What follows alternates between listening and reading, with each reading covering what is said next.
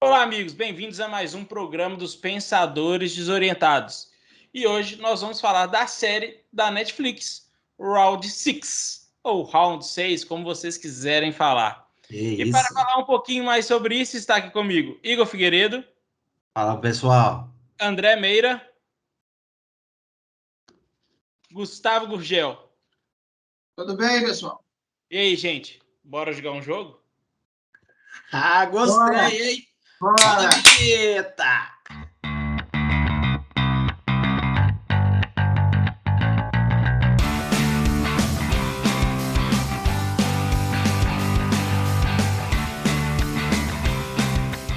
Então, nós vamos falar hoje da série Round 6, Round 6, que foi lançada no dia 17 de setembro de 2021 na Netflix. O criador da série é o Rang Dong-Young. Eu posso estar falando errado, vocês me perdoam. É a primeira série que ele faz. Ele já tinha escrito 5 filmes e dirigido 4 deles. Alguns deles até tendo ganhado algumas premiações regionais, etc., mas nada tão relevante assim. Muita gente acusa o Rang Dong-Ying de copiar, de plagiar o diretor japonês Takashi Miike. Porém, o criador assume mesmo que suas inspirações vêm de 2 mangás, o mangá Battle Royale e Lear Game, são que ele diz que é a sua inspiração, né? A série ela conta a história de um grupo de 456 pessoas que estão passando por perrengues financeiros e aceitam um convite estranho para participar de um jogo de sobrevivência, com um primo milionário que aguarda o vencedor. Porém, o caminho não é muito fácil e, na verdade, ele é bem violento, sanguinolento e mortal. Porém, o nome da série é Jogo da Lula. E dessa maneira ela foi chamada no mundo inteiro, como Sweet Game em países de língua inglesa e também alguns países da Europa, como Itália, França, e os países de língua espanhola, ele foi chamado de El Juego de Calamar. E o nome foi mudado somente no Canadá e no Brasil, que foi o nome alternativo da série, que foi o Round 6 ou Round 6. Há quem dizem aí que não chamou o jogo da Lula aqui por causa de alguma pessoa, sabe? Para não fazer referência. Aí dizem que foi por causa disso que não chamou o jogo da Lula aqui. Mas vamos ver como é que é, a gente não sabe, né? A gente não sabe. A gente não sabe. Uma curiosidade que eu achei legal de trazer para vocês. O primeiro jogo foi o Batatinha 123, que tinha 456 pessoas jogando, fora os pessoal dos atiradores, né, vamos dizer assim, os pessoas que estavam de vermelho, que nós vamos falar um pouquinho mais para frente. Foi o dia que mais teve gente dentro de um set de gravação lá. Para não esgotar recursos em edição, de duplicar pessoas, etc., eles optaram para ter 456 pessoas jogando e sendo figurantes, né? Porém, por isso que é o jogo que mais tem morte. É o jogo que mais tem morte, porque tem que dispensar o figurante, porque figurante é caro, né? E só lembrando que esse jogo Batatinha Frito 1, 2, 3 é aqui no Brasil, óbvio. Isso aí não tem como fugir, não tem nada a ver com algumas coisas políticas, quem sabe. Só que o jogo, em inglês e alemão, ele diz sinal verde e sinal vermelho. E no italiano diz 1, 2, 3, estrela. E no original coreano, ele diz rosa de sarão floresceu ou rosa de hibiscus floresceu. A tradução depende muito da regionalização, que são flores originais do país. É isso mesmo, não é isso mesmo, André? Fala pessoal, beleza? Cara, isso aí. A série Round 6 ou Squid Game, né? Como o Ricardo falou aí, é talvez a sensação do momento aí na Netflix, no mundo, né, cara? E a gente resolveu falar dessa série porque tem muita coisa legal para poder falar. A série é meio gore, né? Explora ali muito questão da violência. É meio estranho de falar porque os jogos são todos jogos infantis. E isso chamou um pouco a atenção. Eu tenho visto até, pô, eu sou pai, tenho uma criança de 7 anos, né, como todo mundo já sabe. Tenho visto até como que isso chamou um pouco a atenção de crianças, né, por causa dos jogos. Inclusive ontem eu estava jogando batatinha frita 1, 2, 3 com a minha filha, mas não tinha nada de arma. Era só batatinha frita 1, 2, 3. Pelo amor de Deus, com criança não dá para fazer nada disso não.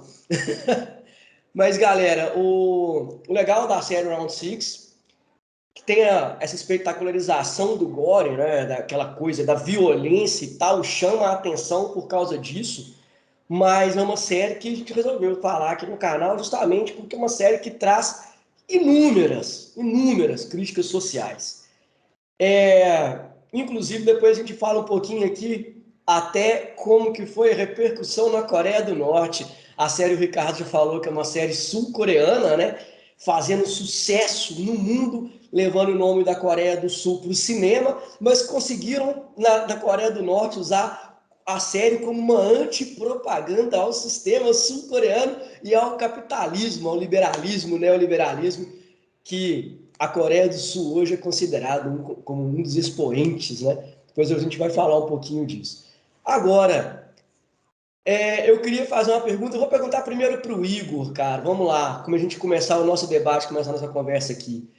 Ô Igor, essa ideia principal da série, cara, de pessoal, entre aspas, né, trocar a vida por dinheiro, faz sentido para você de alguma forma, cara?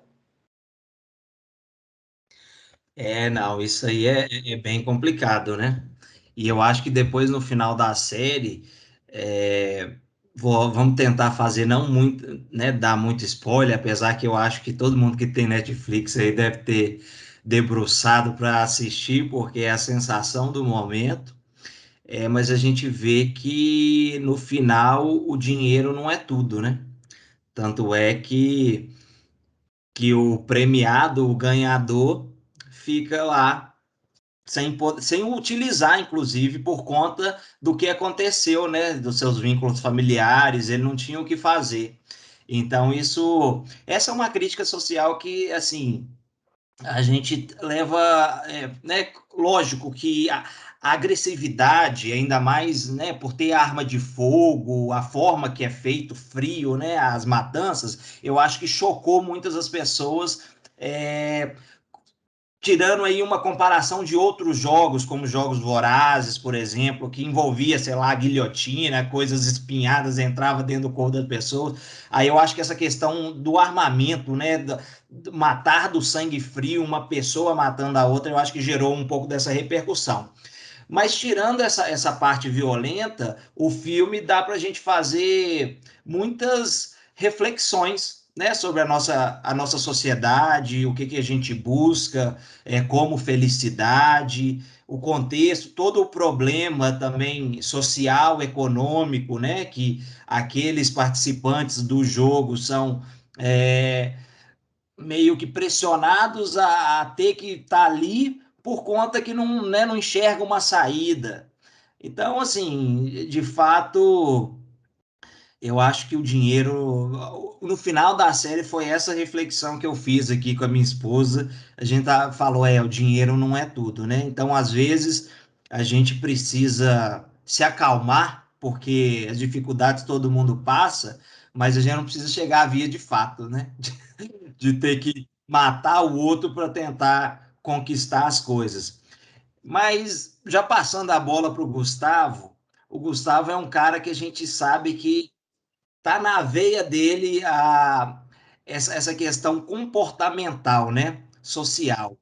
E aí eu queria saber do Gustavo o que ele enxergou dentro desse viés aí, Gustavo, sobre o filme. Qual mensagem que ele traz aí para a gente, o telespectador. Abraço. Ô, Igor, para responder a sua pergunta, eu vou tomar a liberdade de reproduzir uma frase que o diretor do filme disse quando ele estava sendo entrevistado por uma revista de cinema. Abre aspas. Eu queria escrever uma história que fosse uma alegoria, uma fábula sobre a sociedade capitalista, algo que mostrasse uma competição extrema. Fecha aspas.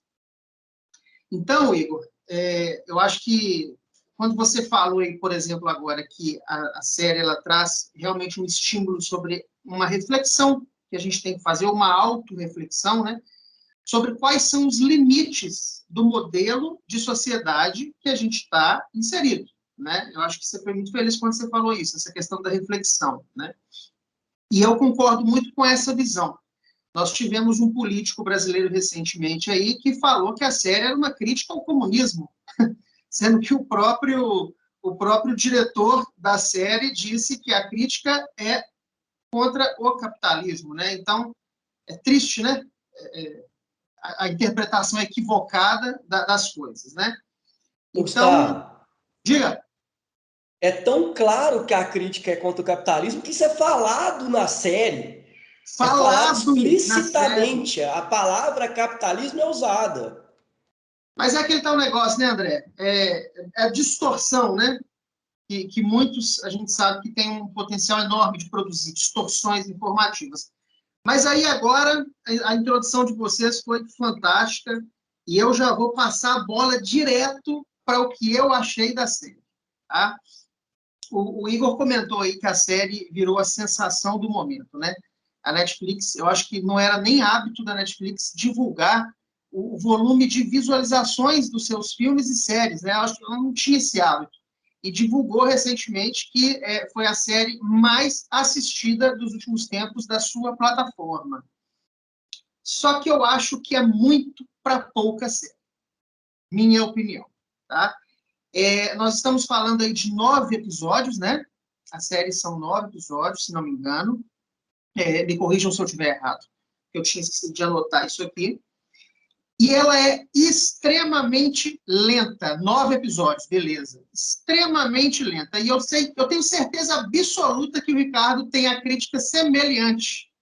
O Ricardo olha muito essa questão de velocidade versus enredo, e eu acho isso muito inteligente. Essa série, talvez, ela poderia ter sido feita em, no máximo, 5 episódios.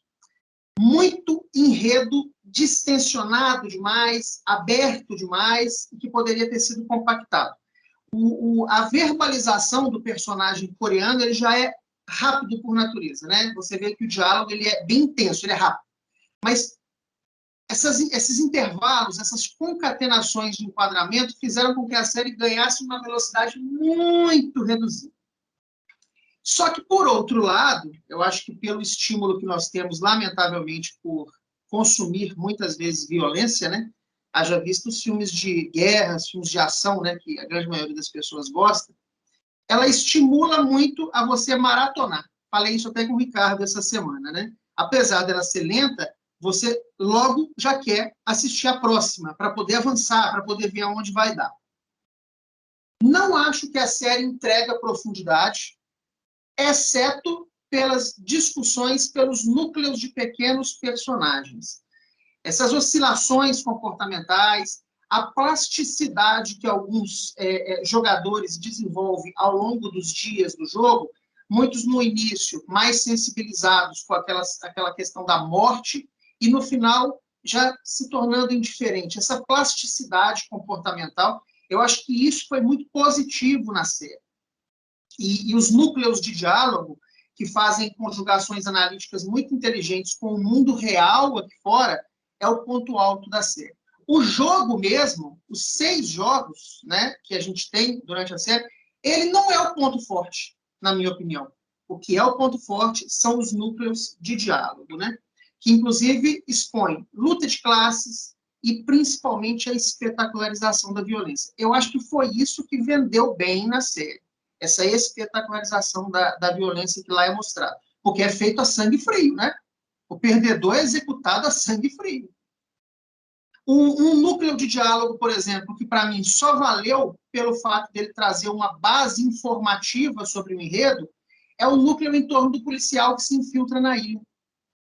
É um núcleo de diálogo, é um enredo colateral, acessório, que não agregou em nada, terminou muito mal, mas, durante as suas aparições, algumas informações aparecem que são fundamentais para a gente entender a natureza daquela ilha, né? Quando ele invade, por exemplo, a sala do líder, né? Aquele momento ele é muito esclarecedor, né? Então, esses microdiálogos de discussão social, que mostram, inclusive, a oscilação de caráter e essas articulações de situações reais, eu acho que é o ponto mais alto da série, tá?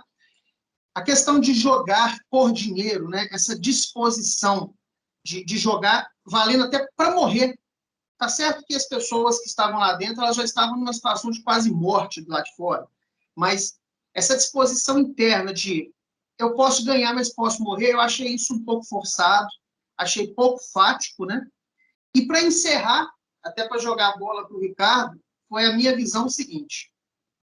Eu lembro que quando a gente conversou essa semana sobre falar sobre essa série, eu lembro até que o André brincou falando que em alguns momentos a gente acaba torcendo para um, depois migra, torce para outro, uma coisa assim. Se eu estiver errado, você me corrige, tá, André? Mas eu não tive essa sensação durante a série. Eu não tive essa sensação de torcer para um, depois torcer para outro. Eu não tive esse sentimento. Mas eu percebi que, ao longo dos 9 episódios, eu fui me tornando indiferente às execuções. E eu acho que é esse que é o espírito da série. Respondendo mais objetivamente a você, Igor. No início, quando você vê o jogo da batatinha 1, 2, 3, e aquele tanto de sangue jorrando, você fica assim, nossa, que é isso, cara? A pessoa perde a executada na tora. Só que lá no final da série, os tiros que as pessoas tomavam, eles já não me assustavam mais. Então, eu, como telespectador daquela realidade social, eu banalizei aquela violência. E eu não vi mais aquilo como uma condição degradante. Talvez seja isso que a gente esteja vivendo no mundo atual. A sociedade está vivendo em situações absolutamente degradantes, e nós estamos normalizando tudo isso, da violência até a pequena violência que a nossa sociedade pratica. Para poder pegar esse gancho que o Gustavo falou de você trocar a vida por dinheiro, as pessoas estão praticamente mortas lá fora, eu vou falar um pouquinho de relação do financeiro, né? Que seria mais ou menos o que a gente vê lá. Só para vocês terem ideia, eu não peguei de todos, eu peguei dos 2 praticamente principais, que são os 2 finalistas, tá? Tem alguns outros, a gente nem sabe os valores, mas esses 2 deixam-se bem claros os valores, e outros alguns falam também. Que seriam as dívidas deles, né? A gente tem lá o Jin-Hoon, que ele deve 161 milhões de won, que é a moeda da Coreia, que é equivalente a mais ou menos na cotação, se eu não me engano, eu não lembro que dia que eu fiz essa conversão, se foi ontem ou anteontem, tá mais ou menos 742 mil reais. O Sang-Woo, que é o segundo finalista, que é o que mais as pessoas não gostam dele, que ele é muito nojento, vamos dizer assim, ele deve 100 bilhões de won, que equivale a mais ou menos 27,8 milhões de reais. E a série, cada jogador valia 100 milhões de won, que equivale a mais ou menos 460 mil reais.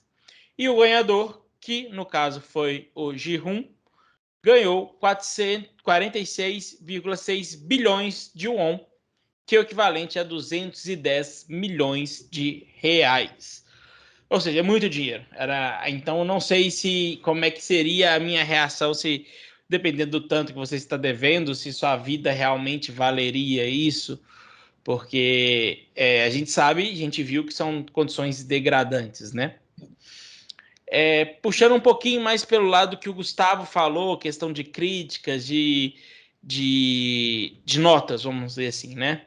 A gente tem vários locais que avaliam os filmes, né? Um dos mais famosos é o Rotten Tomato, que ele não, deixando bem claro, gente, ele não tem nota, tá? O que tá lá não é nota, é percentual de aprovação. Pela crítica foi 91% de aprovação e pela audiência foi de 85% de aprovação. É bem complicadinho isso, sabe? Pegar esses dados tudo que o Gustavo falou, etc., da questão das mortes, etc. Só um paralelo, Gustavo, só para você entender um pouco. A série, ela não foi escrita originalmente para ser uma série, ela foi escrita para ser um filme. Então, o enredo do policial não existia no filme. ele foi incluído depois por causa de ser uma série. Por isso ele ficou um enredo mais meio descolado, meio sem sequência em relação às outras áreas, né? Ele foi muito incluído para poder mostrar que também tinha manipulações dentro do jogo com as pessoas, né? A gente viu lá que também tinha uma questão de tráfico de órgãos que não originalmente era do jogo em si, era das pessoas que trabalhavam no jogo que faziam isso em paralelo. Isso não era dos líderes, que era né? ignorado, inclusive, pelos líderes, né? Eles davam de ombros para isso. Os VIPs e os líderes, eles faziam vista grossa, não assistiam. Isso, exatamente. Fingia que não viu. Mas o filme, a série, né? Ela tem uma construção muito interessante em alguns aspectos e eu gostei, mas eu não gostei muito, para te falar a verdade. Ela é uma premissa que ela trouxe muita diferenciação, ao meu ver, tá, gente? Eu posso estar muito enganado. Ela trouxe uma diferenciação por ser uma série também que não é do mainstream que a gente conhece. É uma série coreana. O cinema coreano, as artes coreanas vem tomando muita audiência ultimamente, né? A gente tá tendo em vista aí até o Oscar, eles já ganharam o Oscar. Parasita, né, também, né? O Parasita, não, com Parasita. Então eles trouxeram, então foi uma série diferente, com premissas muito parecidas de vários outros filmes. O Igor citou um, mas eu acho que ele confundiu. Eu acho que ele queria falar Jogos Mortais, mas ele falou Jogos Vorazes, porque os Jogos Mortais que tem a guilhotina, empalamento, etc. Os Jogos Mortais, que são a série de livros da Suzanne, ele já traz crianças na arena lutando por comida, vamos dizer assim, praticamente. Tem todo um enredo também que tem esse subgênero, né, que eles estão criando agora, que são tipo gladiador. O filme ele traz muita coisa que remete a isso, a política, né? Ele tem muita coisa filmada, pensada na política. A gente vê, já tem vários spoilers por aí, então aqui vai ter spoilers, vocês me desculpem.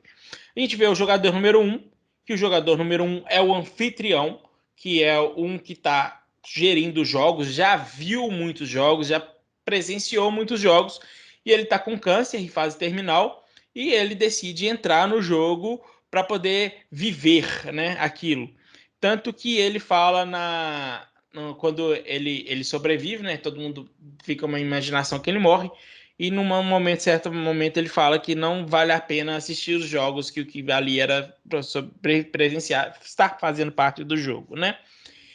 E a gente tem várias sinuetas que mostram isso. O primeiro lugar onde tem várias cenas acontecem no mesmo lugar. Por exemplo, quando ele está conversando com um Jin-Hoon, já no alto, que ele fala que o Jin-Hoon não está usando o dinheiro dele, ele aposta a questão do sujeito que está lá praticamente morrendo na calçada. Foi o mesmo local onde o Jin-Hoon foi pegado de volta quando eles decidem parar o jogo e voltar ao jogo. É o mesmo local. Então você dá para ver que no jogador número 1 já tinha mais ou menos o olho no Jin-Hoon em alguns momentos, né? A série é uma série gostosa de assistir, uma série que te faz maratonar. Você quer saber como é que ela acaba. Você não é aquela série que você assiste um episódio, daqui a 2 dias você vai assistir outro. Você vai ficar com aquilo na cabeça. O trabalho de cores deles é muito bom. A gente está aqui hoje com a cor vermelha, eu e o André. O Gustavo e o Igor estão com as cores verdes, que no jogo representa a cor vermelha, representa as pessoas que comandam o jogo, e as cores verdes os jogadores. As pessoas que comandam o jogo tem algumas diferenciações ainda, que é a bola, o quadrado e o triângulo, que tem várias normas, né? Os quadrados, por exemplo, são os únicos que podem portar armas. Então tem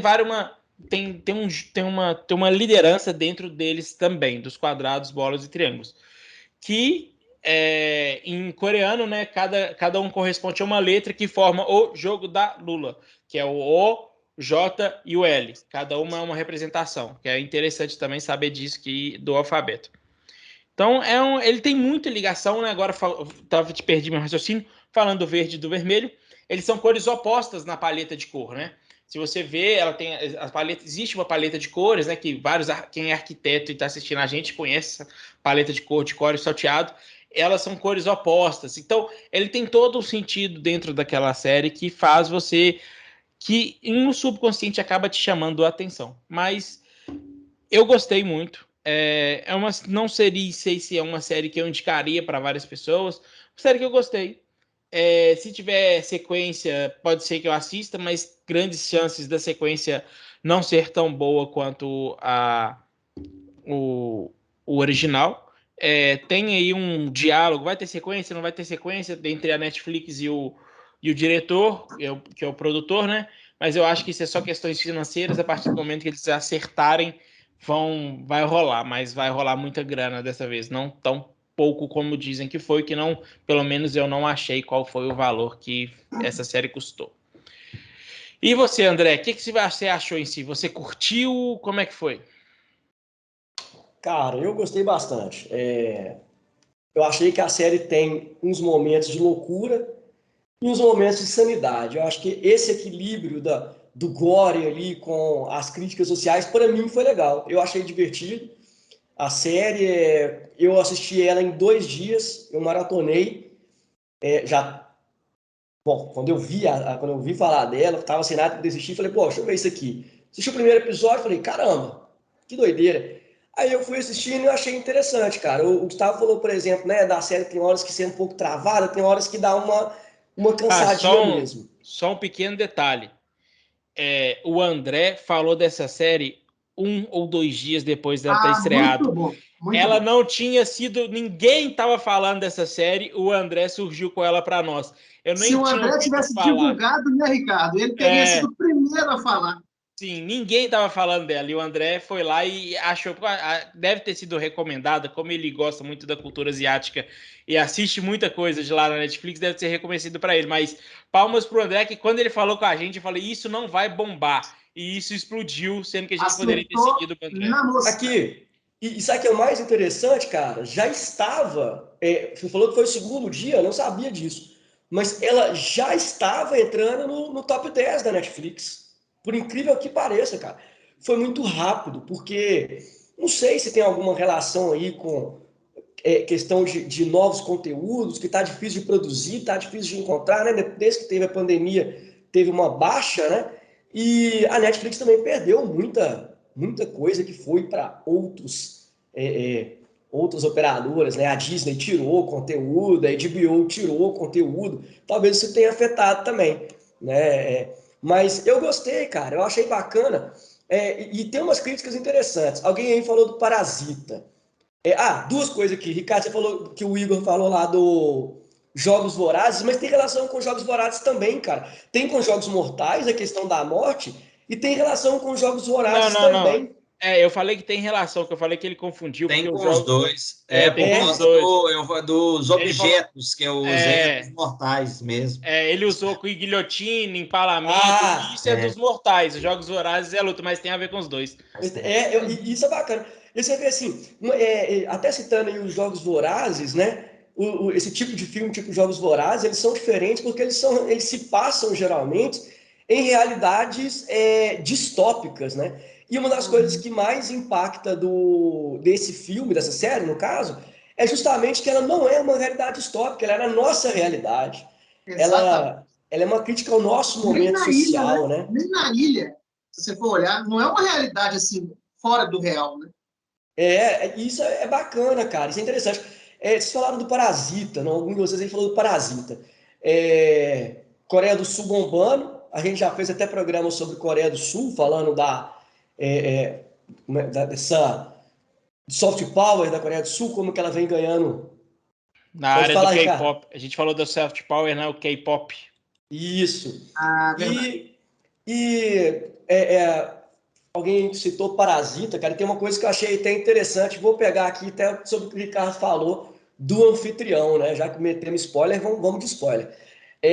O Ricardo tinha falado, por exemplo, que ele tá, quando o Jin-Woo encontra com ele tá no alto do prédio. Vocês lembram que o Parasita, sempre que mostrava a galera pobre, eles estavam abaixo da rua? Sim.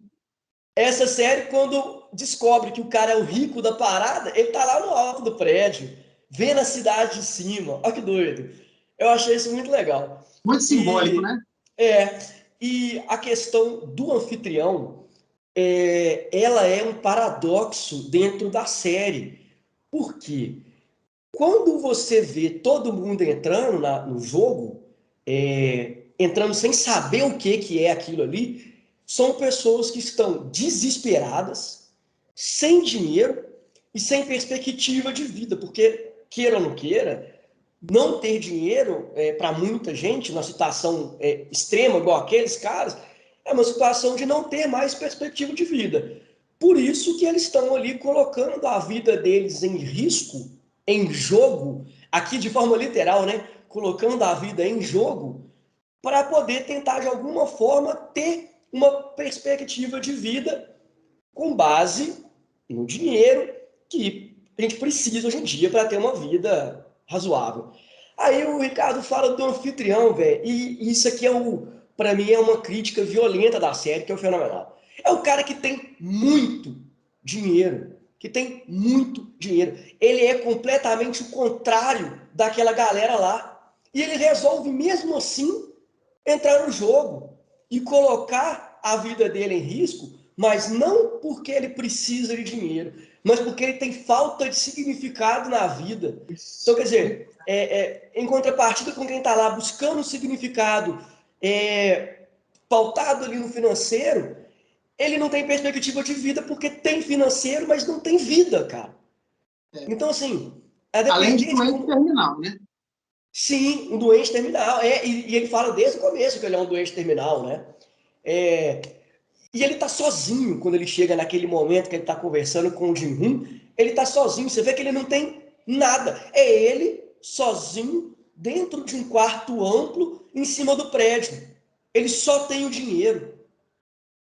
É um paradoxo muito louco. Enquanto todo mundo que tá lá dentro não tem o dinheiro, mas muitas vezes tem outras coisas, ele é o contrário. E o Ricardo, como a gente estava conversando sobre a série, vou provocar até o Ricardo aqui agora, o Ricardo faz uma crítica ao Jin-Hoon, que o Jin-Hoon, ele deixa, entre aspas, a mãe dele morrer. Então, para ir atrás do dinheiro, ele deixa outra coisa muito mais importante de lado e perde a mãe. Vou provocar o Ricardo nessa aí, Ricardo. Vou deixar o Igor falar, que aí eu quero terminar até com uma coisa, mas eu vou responder. Não, eu vou pegar só um pouquinho do ponto de cada um de vocês, começando pelo André, que ele fala sobre essa questão, né, do jogador 001, que é um anfitrião de participar, de ir no jogo, e no final ele cita sobre isso. Quando ele encontra com o Jin-Hoon, ele fala uma frase assim, né, quando ele já está lá praticamente a morrer. Ele fala algo assim: você sabe qual que é o que tem em comum de quem tem dinheiro para quem não tem dinheiro? Quem é muito rico e para quem é pobre, ele usa uma expressão assim. E aí ele fala que viver não é divertido para eles. Então, ou seja, quem é pobre não tem diversão e quem já tem rico já não tem mais diversão porque já tem acesso a tudo. E isso é meio impactante, né? E dá para entender um pouco. Eu discordo um pouco do Gustavo, eu achei a série, eu imaginei que a série, no começo ela era um pouco mais lenta, mas depois ela foi, eu me senti ali muito envolvido, tentei maratonar, né? Não consegui fazer igual vocês aí com 2 dias, né? Porque com 2 crianças em casa é meio complicado, mas eu fui picando e dentro de uma semana eu consegui fazer, coisa que se eu não tivesse, né, me chamado muita atenção, com certeza eu ia demorar um pouco mais. Mas aí eu gostei. O interessante só para tratar um bastidor, não sei se todos sabem, mas essa série ela já tinha sido desenvolvida em 2008 e 2009. Então, o próprio autor, produtor da série, ele sofreu com essa, vamos chamar, injustiça do mercado de cinema, que naquela ocasião era mais voltado para um cinema americano, que a gente está vendo aí agora um novo Oscar, a parte cinematográfica mais aberta, com asiáticos, com indianos, com outras culturas tendo aí as oportunidades. Então, isso vale também como uma lição a se levar referente até o próprio filme. A gente acha que quantos aí que estão nos assistindo, que são empreendedores e estão tendo aí suas portas fechadas? Não desanima não, galera. Olha aí. E pegando a informação que o Ricardo não soube falar, essa série custou ao Netflix 21,4 milhões de dólares. Uma das séries talvez até mais baratas em termos de audiência, porque ela hoje é a série mais assistida, fica atrás do Bridgerton, aquela série lá do príncipe lá, sei lá, barão, com a princesa, eu não lembro direito a história do Bridgerton, mas que é em torno da metade do valor do prêmio do que o Ricardo comentou, que era em torno de 200 e poucos milhões de reais, essa série custou em real em torno de 110 milhões de reais. Só para tirar um paralelo, a coroa, né, da Rainha Elizabeth, da Crown, que chama, custou 130 milhões de dólares. E não é nem entre a top 5 mais assistidas. Mas, enfim, eu acho que valeu assim, o aprendizado, a mensagem, principalmente sobre como essa questão capitalista, e aí quando a série tem ali os VIPs, né, para assistir os outros morrendo, aquilo dali me lembrou os bancos rindo dos endividados, falando assim, eu tô fudendo com vocês, vocês me devem, sabe? Boa analogia. Brincando com a vida das pessoas, o que é uma realidade. O que o jogo propõe, né? Que inclusive isso é falado pelo líder, de isonomia e justiça dentro do jogo, mas ele só esqueceu de falar que valia a vida das pessoas, então as pessoas morrem. Então isso tem que ser levado bem a sério. É legal de ver. Eu achei, inclusive, uma das minhas discordâncias com o Gustavo, eu achei que o personagem Ji-Hoon foi um personagem que me tocou, o jogador 456, né, que vem a ganhar o desafio, o jogo, mas ele me tocou pela questão da solidariedade, da preocupação com outros jogadores. Eu achei, de certa forma, mas dentro daqueles todos os jogadores, lógico que ele é o protagonista, mas foca nele e ele tem essa sensibilidade com o velhinho, com outros lá que estava dentro ali do nicho dele. Mas eu acho que vale sim. E aparências enganam também, né? Que o Sang-Woo, jogador 218, que era para o Ji-Woo né, a referência, o cara que estudou, né, estudou em universidades, a mãe enchia a bola, que era uma comerciante lá do bairro, para falar que o filho era isso. Talvez seja o mais desleal dali, né? E aí se encontraram dentro desse labirinto praticamente do jogo. Então, às vezes o que a gente vê não necessariamente é. Então, é algum dos recados aí para não prolongar, porque a gente já estendeu, e se estendeu, eu acho que é porque a série valeu a pena. Então, vocês que estão nos assistindo, comentem e não percam essa série que vale para uma autocrítica aí nossa da sociedade atual. Eu vou deixar o Gustavo falar, depois eu quero comentar desse jogador número 456 aí. Ô, Ricardo, eu só queria discutir rapidamente aqui só alguns núcleos de diálogo, que são neles que tem as grandes lições que o Igor acabou de falar, de fato, né? Só que você falou aí, Ricardo, da questão do anfitrião, né? Que chegou uma hora que ele já tinha visto tantos jogos que ele ficou entediado e quis participar, né? E é nessa hora que tem uma parte que é útil do enredo do policial, do investigador, e na hora que ele entra no quarto do líder, né, e ele começa a mexer nos arquivos e tudo, não sei se vocês repararam, mas lá tinha arquivos de jogadores pelo menos desde 1999. Aí ele vai mexendo, aí ele acha o ano de 1998, mas logo em cima da estante, não sei se vocês perceberam, tinha um livro fazendo referência a 1988. Então, olha quantos anos que esse jogo já acontecia para entreter os VIPs. Gustavo, né? E ali, aparentemente, eram só as edições coreanas, porque tem hora que deixa claro também que o jogo acontece no mundo inteiro. Exatamente, muito bem lembrado, André. O arquivo todo lá, inclusive depois uma listinha com os vencedores, né? E um dos vencedores é do interesse do investigador. Mas não vamos falar sobre isso, não, né? Vamos deixar para lá por enquanto.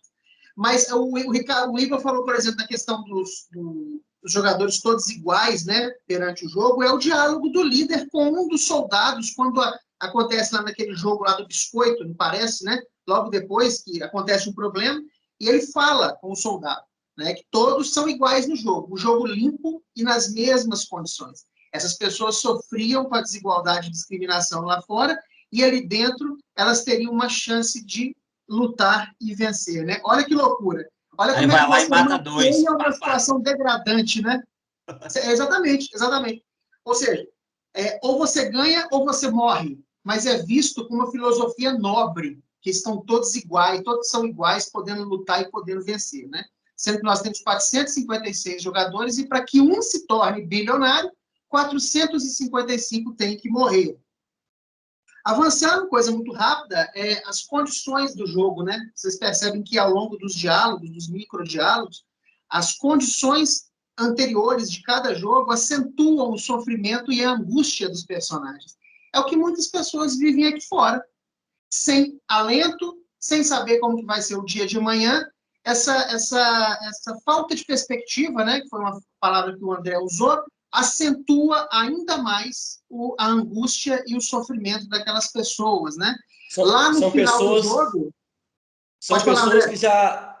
Pessoas que, em tese, estão socialmente mortas. Elas já estão ali no patamar de morte social. Pois é, exatamente. Como é a nossa chamada, inclusive, né?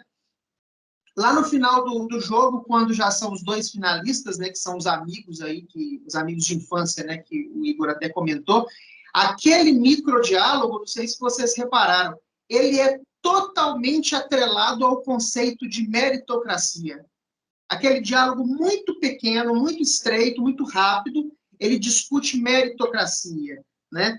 A questão do banquete, quando já são os 3 finalistas, os líderes, né, a organização do jogo, oferece a eles um jantar, um banquete.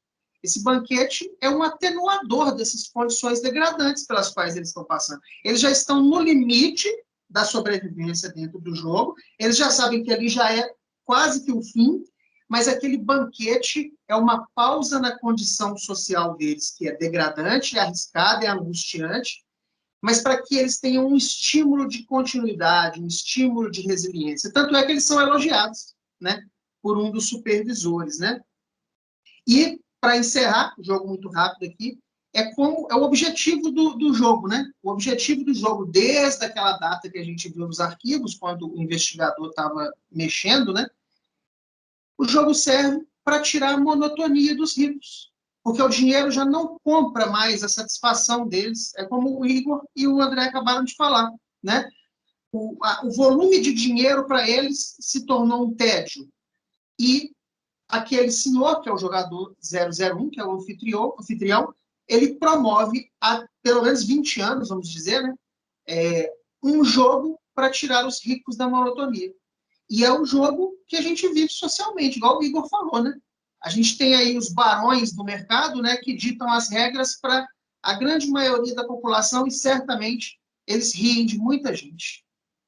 Esse jogo não te lembrou nada que acontecia na Grécia Antiga, não? Para tirar a monotonia dos ricos, acontecia algumas coisas lá também, né? Mas... Jogo de arena, né? Só complementando uma coisa que o Gustavo falou do livro, se você reparar, quando ele abre o livro daquela edição, não tem o jogador número 1, aparece direto no jogador número 2. O livro já abre com o jogador número 2. Quando ele abre a capa, já tem o jogador número 2, não tem o jogador número 1. Motivo simples que ninguém pode saber quem é o anfitrião, né? Então, é só uma questão. Só para finalizar, eu quero falar 2 coisas. Primeiro, eu quero falar aqui que eu achei do Jin-Woo. Para mim, é uma coisa minha, Ricardo. A solidariedade que se mostra, o amor que se mostra, não tem que ser mostrado na rua, tem que se mostrar dentro de casa. Então, um cara que extorque uma mãe diabética, que manda ela trabalhar carregando coisa pesada, que rouba dinheiro dela, que não encontra a filha, que trata mal a filha, não merece respeito, mesmo depois, tratou bem o velhinho, fez isso, aquilo, é um vagabundo do mesmo jeito e da pior espécie. Por isso que eu não torci por ele, não torço por ele, porque eu acho que a índole se faz dentro de casa. Não adianta você ser bonzinho na rua e dentro de casa ser um cafajeste, filho de uma puta, que é o que ele é. E é isso que eu acho, e por isso que o André me provocou, porque eu acho isso, cara.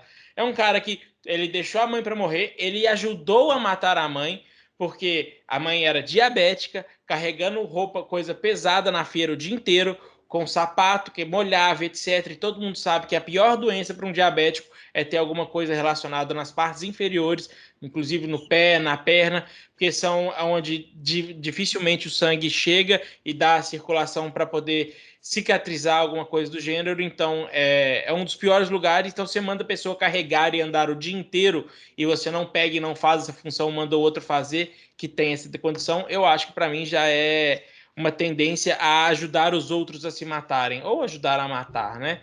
E eu acho que ele fez isso sim com a mãe, fez várias outras coisas com a filha, que fica subentendido, com a mãe da filha, que não trata bem. E para mim ele é um hipócrita, ele só serve ser bonzinho fora de casa, tratando o velhinho bem. Ricardo, que ódio é esse pelo G1, rapaz? Ele fica tratando o velhinho bem. Tem direito ao perdão. Lá no jogo ele trata o velhinho bem, trata a história que ele conta quando ele trata o amigo dele que trabalhava na fábrica, ele tenta ajudar, mas só tenta ajudar fora de casa. Dentro de casa ele não consegue e não olha para dentro das pessoas, e rouba a mãe, inclusive.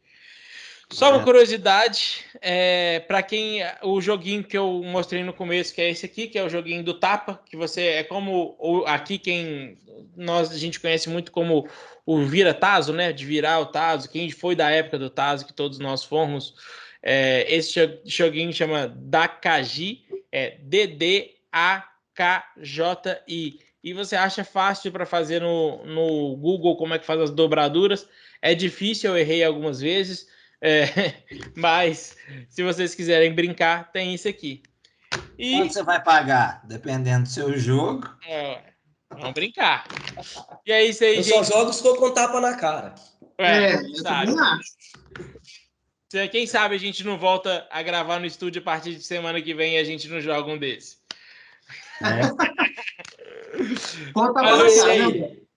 Valeu, galera. Não se esqueça de curtir, compartilhar esse vídeo e não se esqueça também de ir lá na página dos nossos patrocinadores, porque é através deles que a gente consegue recurso para poder estar disponibilizando isso aqui para vocês. Então, vá lá no LinkedIn, se você tem LinkedIn, e procure a Swift Câmbio Inteligente, e vai lá no Instagram e Facebook e procure a Bandeirantes Imóveis. E se você puder simplesmente colocar nos comentários de qualquer outra foto, viemos por causa dos pensadores orientados, eu já vou ficar feliz. Se 1 ou 2 fizer, vai ser muito legal. Valeu, gente. Muito obrigado e até mais.